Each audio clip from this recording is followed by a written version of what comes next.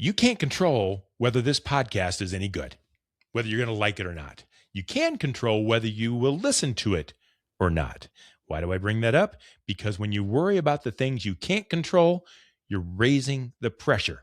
Worry about what you can control. We're going to talk about that next on Purpose Under Pressure. Welcome back. My name's Bryan, and this is Purpose Under Pressure. It's a podcast about developing sales and leadership success on purpose and under pressure. It's brought to you by the professional sales and leadership training team at Sandler by the Ruby Group. You'll find them in Akron and Columbus, Ohio. They're in Jacksonville, Florida. They're in Capital Region, New York. They can be where you are. They do their work on purpose, which is why I love to have them as partners in this program. And they do that so that your team can represent purposefully. There's things you want to accomplish. There's goals that you have, levels you need to achieve, but you don't want to shortcut it. You don't want to just happenstance get there. You want to do it on purpose. And you're going to need someone to help you do that. And I think that is Sandler by the Ruby Group. You can connect with them online at therubygroup.sandler.com. The Ruby Group, where sales, leadership, and purpose come together. So let's get cooking. You know this one. God, grant me the serenity to accept the things I cannot change, the courage to change the things I can, and the wisdom to know the difference. That's the serenity prayer, right? And it's key when you're trying to navigate on purpose. You're trying to do things on purpose. You're trying to get somewhere on purpose. You're trying to do things the way you want to do them under pressure. The pressure, because when we focus on what's not within our ability to control, we're turning up our own pressure cooker, and we can't release that valve. We can't turn that pressure off because we don't have control over those things. This has to happen. That's going to make or break me. It's all riding on something that is out of our control. And if we can't do anything about it, why are we worried about it? But we are, aren't we? It's likely because we're not focused on the things that we can control. We're focused on the things we can't.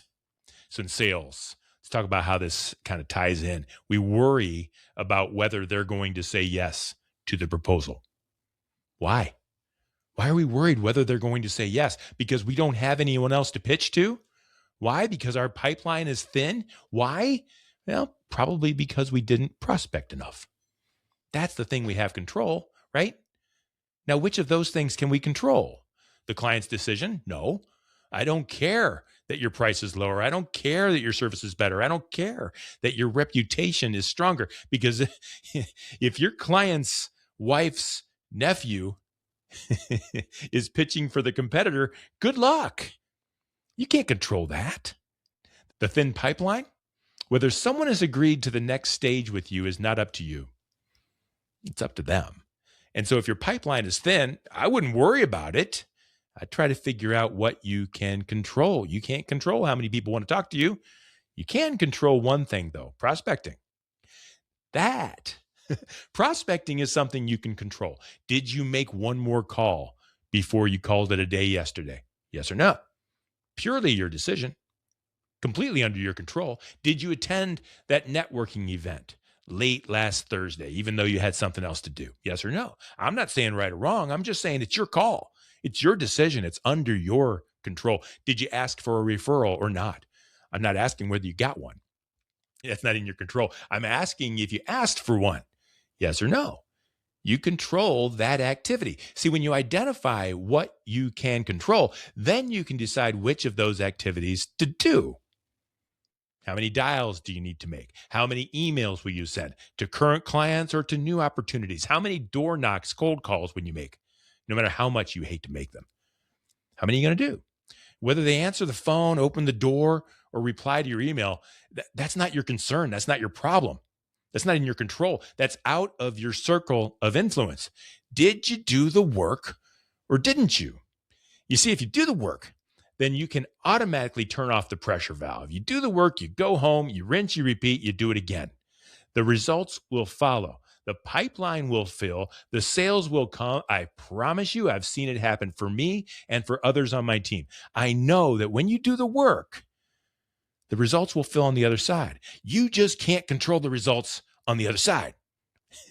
If you don't do the work and you're hoping for a yes, then the only thing you're controlling is how much more pressure you can stand before you bust. Take the pressure out of the pipeline by doing the work you can control. Ken Guest said this from Sandler by the Ruby Group. He said, you don't have to like it. You just have to do it.